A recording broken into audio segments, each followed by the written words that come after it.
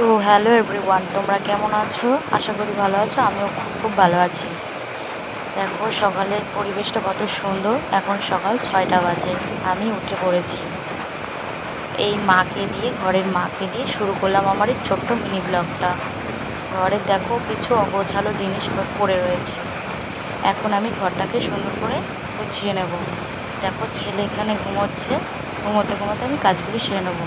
রাত্রে ইস্যু করেছিল ছেলে, সেই কাঁথাগুলি আমি এখন বাইরের সিঁড়িতে নামিয়ে নিচ্ছি। এবার আমি ঘরের দুয়ারটা সুন্দর করে মুছে নেব। মোছা হয়ে গেলে বাইরের কাজগুলি সারব। আমি এবার সুন্দর করে দুয়ারটা মুছে নেব। মোছা হয়ে গেলে বাইরের বাসি কাজগুলি সারব। এ দেখো ছেলে উঠে গেছে। এবার আমি মশারিটা খুলে দেব। আর মশারিটা খোলা মাত্রই শুধু মশারিটা উঁচু করব, আর ও দেখো কেমন তাড়াতাড়ি চলে আসবে। ওই দেখো চলে এসছে। আমি এখন কোলে নিয়ে ওকে বাইরের দিকটা নিয়ে যাব। ছেলেকে এখন ওর বাবার কোলে দিয়ে আমি বিছনাটা গুছিয়ে নেব।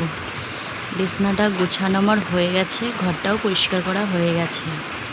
পরিষ্কার করে এবার বাইরে বেরিয়ে যাচ্ছি। এ দেখো ছেলে এখন গোপেশ্বর মন্দিরে জল ঢালতে যাচ্ছে। ওই যে চলে গেল। চলো এবার বাইরের কাজগুলি সেরে ফেলি। যে ঘরে বাসনগুলি আমি এখন বার করে আমি এখন মেজে নিচ্ছি। যে নামানো হয়ে গেছে, আমি এখন বাসনগুলি মেজে নিতে নিতে বৃষ্টি চলে এসছে। বৃষ্টির মধ্যেই আমি কিন্তু বাসনগুলি ধুয়ে নিচ্ছি। বাসনগুলো ধোয়া হয়ে গেলে আমি এবার ব্রাশ করে নিচ্ছি। ব্রাশ করতে করতে বাড়ির ভিউ দেখছি। আর ওই যে দেখো ওখানে ছেলে দাঁড়িয়ে আছে। আমার স্নান করা হয়ে গেছে। চুল আমি এবার জটটা ছাড়িয়ে নিচ্ছি। চুলের জট আমার কিন্তু ছাড়ানো হয়ে গেছে। চলো এবার আমি সিঁদুরটা পরে নিই। সিঁদুরটা আমার কিন্তু পরা হয়ে গেছে। ছেলেকে খাওয়াতে হবে, তাই ছেলেকে খাইয়ে নিচ্ছি। এরপরে আমরা চা খাবো। আর আমাদের চ্যানেলটিকে যদি ভালো লাগে অবশ্যই লাইক, কমেন্ট, শেয়ার করতে ভুলো না।